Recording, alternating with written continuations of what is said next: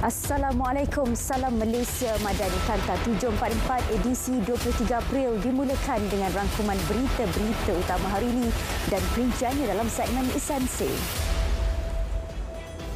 Setakat petang tadi, aliran trafik di beberapa lokasi sekitar lebuh raya utama masih perlahan. Situasi itu sudah berlaku sejak pagi tadi. Ini susulan pertambahan jumlah kenderaan rancang perjalanan dengan merujuk maklumat terkini di Twitter LLM Info Trafik. 1,147 kes kemalangan dicatat pada hari ketiga OPS Selamat 20. Ini membabitkan 1,720 kenderaan pelbagai jenis. 73.7% daripadanya kereta. Pengguna dinasihat sentiasa patuh peraturan jalan raya. Tertidur 1 hingga 15 saat ketika memandu berisiko membawa padah. Microslip antara punca kemalangan jalan raya hingga ragut nyawa. Peka terhadap faktor penyebabnya termasuk rujuk kesan ubat yang diambil terhadap keupayaan pemanduan. Untuk perjalanan jauh, pastikan ada pemandu gantian dan rehat seketika di RNR jika letih. Loji rawatan air LRA Batangkali yang dihentikan sementara Jumaat lalu tidak jejas sambutan Aidilfitri. Setakat ini, tiada laporan gangguan bekalan air di kawasan itu diterima Kerajaan Selangor. Pemantauan terus dilaksana 24 jam setiap hari. Penutupan LRA selama sejam dibuat kerana air sungai keruh melebihi piawaian.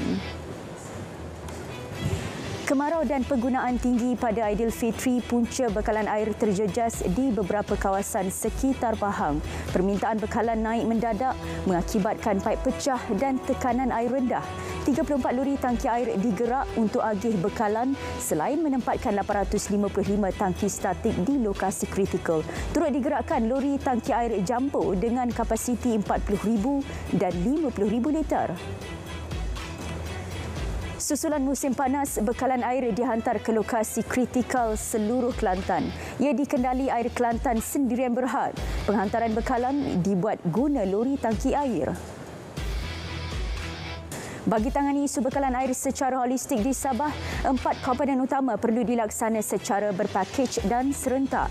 Ini termasuk wujudkan sumber air baharu dengan keluasan empangan dan bina loji rawatan berkapasiti tinggi. Juga pulihkan sistem perpaipan selain tingkatkan penguatkuasaan. Kebakaran tanah gambut di Beris Lalang bulan lalu hampir pulih sepenuhnya.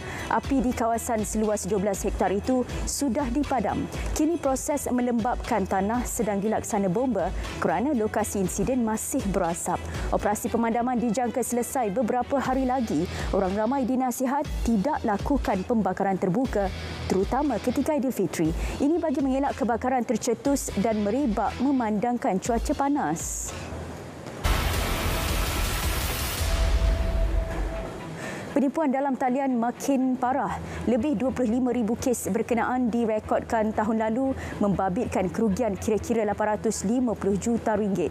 Jenayah itu disebabkan beberapa faktor, antaranya kewujudan akaun keldai atau mule account. Sedikit dipercayai beli akaun keldai dengan tawaran RM500 kepada pemilik asal akaun itu untuk memindahkan wang haram. Raya pertama dicemari aktiviti rempit di dataran penggaram Batu Pahat. 47 penunggang motosikal yang buat bising di kawasan itu ditahan menerusi OPS Selamat. Mereka berusia antara 15 hingga 30 tahun. 79 saman dikeluarkan selain 10 motosikal disita. Turut ditahan 3 lagi remaja kerana pembakaran suara asap yang ganggu ketenteraman awam dan pengguna jalan raya. Setelah bersembunyi hampir 6 jam, 57 mat rempit serah diri ke polis. Mereka diberkas atas pelbagai kesalahan, antaranya tiada lesen memandu dan insurans selain ubah suai egsos dan tidak memakai topi keledar. 140 saman dikeluarkan dan 39 motosikal disita. Seorang imam cedera selepas dilanggar sebuah pacuan 4 roda. Kejadian berlaku sejurus dia selesai solat sunat Aidilfitri. Mangsa seterusnya dibawa ke hospital untuk rawatan. Pemandu itu kemudian ditahan untuk siasatan sebelum dibebas dengan jaminan sementara kertas siasatan lengkap. Saringan air kencing mendapati dia negatif dadah. Jenazah bekas penyampai berita RTM Ramli Abu Bakar selamat disemadikan di Tanah Perkuburan Islam Kampung Melayu Sri Kundang petang tadi. Lebih 100 ahli keluarga dan sahabat hadir beri penghormatan terakhir. Allahyarham meninggalkan seorang balu, 4 anak dan 8 cucu. Allahyarham meninggal dunia akibat sakit tua. Bertugas semasa Aidilfitri bukan suatu perkara asing bagi anggota maritim Malaysia. Demi pastikan keselamatan perairan negara, mereka kadang-kadang terpaksa berlayar untuk tempoh seminggu. Laporan Nur Rashikin Harun. Dan bertanggungjawab dalam tugasan, mereka sentiasa bersiap siaga untuk menghadapi sebarang kes kecemasan di laut demi menjaga kepentingan dan kedaulatan negara. Demi tanggungjawab yang digalas, rasa rindu pada keluarga terpaksa ditahan. Pagi raya selalunya kami akan keluar buat rondaan biasa di perairan sekitar Melaka dan Negeri Sembilan. So untuk selalunya sebelum pagi raya tu selepas saja waktu solat hari raya, kita orang mula beroperasi sampai ke besok paginya. So dalam tu kita di laut sepanjang ada dalam masa 24 jam berada di laut. So untuk operasi untuk mengekang segala kemasukan, kalau misal kata ada barang seludup ataupun parti. Meskipun perlu bertugas, ia tidak menghalang mereka untuk meraihkan hari kemenangan itu. Akbar Allahu Akbar Allahu Akbar Allahu Akbar Allahu Akbar Allahu Akbar La ilaha illallah Wallahu Akbar Allahu Akbar walillahil hamd. Biasa pagi raya tu, biasakan hari tu kita orang dah bawa masing-masing macam potluck lah, makanan masing-masing daripada rumah. Jadi kami makan beramai-ramai lah dekat bot untuk macam sambut raya lah makan. Suasana tu meriah lah bagi kami lah. Kami kat laut ni sebab masing-masing dah dengan makanannya. Lepas tu kita buat takbir raya lagi. Jadi lepas habis tu masing-masing call family lah, macam tu lah. Untuk yang pertama kalinya tu rasanya agak terasa sedih jugalah kan. Tapi bila mengenang pun kawan-kawan sama-sama beraya di laut, benda tu lama-lama dah jadi kebiasaan lah. Demi menjaga keselamatan perairan negara, anggota maritim Malaysia tetap terus bertugas tanpa mengira masa. Suasana hening di pagi Aidilfitri tidak membataskan mereka untuk terus bertugas, malah tetap meraihkannya dengan penuh rasa kesyukuran. Nur Rashikin Harun, RTM. Kira-kira 18,000 rakyat meriahkan rumah terbuka Aidilfitri Sultan Johor. Majlis berlangsung di Istana Besar mulai 9 pagi. Sultan Johor berangkat bersama-sama Permaisuri Johor dan anak-anak baginda. Rakyat nyata teruja bertemu secara dekat keluarga diraja itu. Kali terakhir Sultan Johor menganjurkan acara seumpamanya ialah pada 2019. Penganjuran Rumah Terbuka Malaysia Aidilfitri Madani di 3 negeri bawah pembangkang bukti kebersamaan Kerajaan Persekutuan dan negeri masih wujud. Kelantan tiada halangan ia diadakan di negeri itu bulan depan. Menteri Besar berbesar hati atas penganjurannya. Rumah Terbuka Aidilfitri anjuran pelbagai pihak di Melaka berjaya serlahkan semangat perpaduan bawah payung Malaysia Madani. Rakyat berbilang bangsa hadir memeriahkannya. Penganjuran acara seumpamanya wajar diteruskan bagi mengeratkan hubungan. Seterusnya meningkatkan keamanan dan keharmonian. Manfaatkan peluang Lebaran untuk eratkan ukhuwah dengan masyarakat. Itu saranan Ketua Menteri Melaka kepada para pemimpin. Tindakan penting bagi mengenal rakyat lebih dekat dengan masalah yang mereka hadapi. Antara platform pertemuan Rumah Terbuka Aidilfitri. Rumah Terbuka Aidilfitri undang luar Johor pula bukan semata-mata platform perkukuh silaturahim, malah peluang terbaik beri pendedahan mengenai institusi kepimpinan dalam masyarakat adat Perpatih. Majlis dihadiri kira-kira 1,500 pengunjung.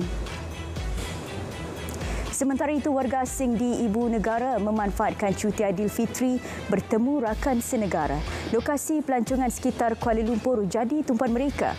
Pertemuan sedikit sebanyak dapat mengubat rasa rindu kepada keluarga di tanah air. Sempena Aidilfitri, kebanyakan warga asing bersama-sama menyambutnya dengan cara tersendiri. Ini termasuk menyediakan hidangan istimewa dari negara mereka.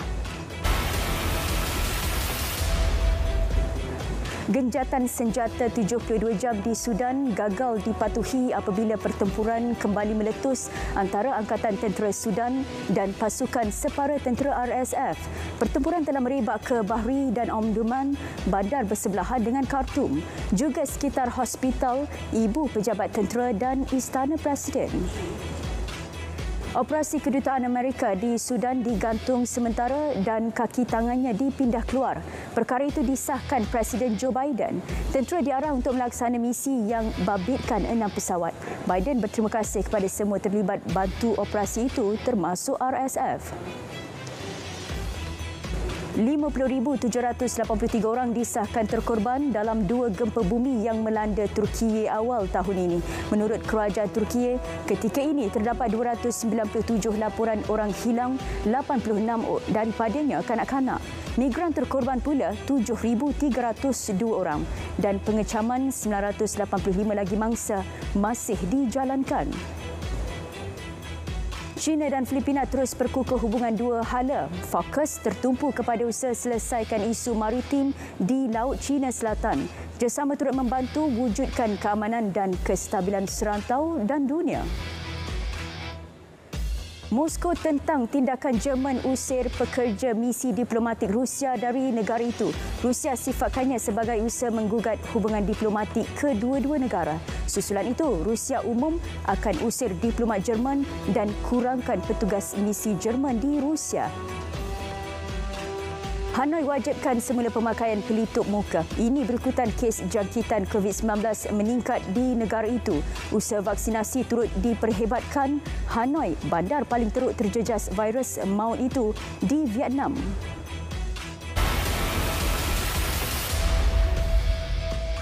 Pembiayaan perniagaan PUNB ditingkatkan kepada RM250 juta tahun ini. Sebelum ini jumlahnya RM189 juta.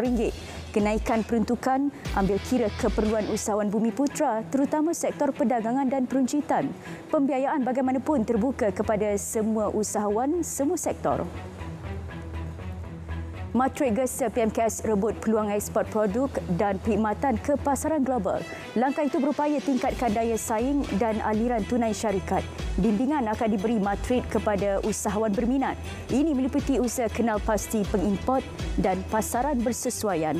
Matrik berhasrat gandakan sumbangan PMKS kepada nilai keseluruhan ekspor negara daripada 12% kepada 25%. Bursa Malaysia dijangka diniagakan rendah dengan kecenderungan menaik beberapa hari akan datang. Ini berikutan minggu dagangan singkat sempena cuti Aidilfitri. Pelabur akan kekal waspada terhadap aktiviti belian semasa harga rendah memandangkan penilaian murah untuk penanda aras FBM KLCI. Justru FBM KLCI dijangka berada dalam julat 1,415 hingga 1,435 mata minggu depan. Hampir 72,000 kes penipuan dalam talian bernilai RM5.2 bilion dicatat sejak 2020 hingga Mei tahun lalu. Hanya dengan satu klik, pengguna berisiko kehilangan wang. Komponen bernama APK malware yang muncul dalam bentuk aplikasi telefon pintar boleh menggundam sistem perbankal dalam talian. Pengguna dinasihat berwaspada dengan laman sesawang atau aplikasi mencurigakan. Hubungi NSRC jika anda menjadi mangsa sindiket. Meskipun berdepan cabaran peningkatan kos barang, peniaga lemang tetap sedaya upaya tawar harga berpatutan meskipun ada sedikit kenaikan. Tinjauan RTM mendapati kenaikan harga lemang tidak ketara dan masih mampu membelinya. Mereka juga berpuas hati dengan saiz dan kualiti lemang dijual.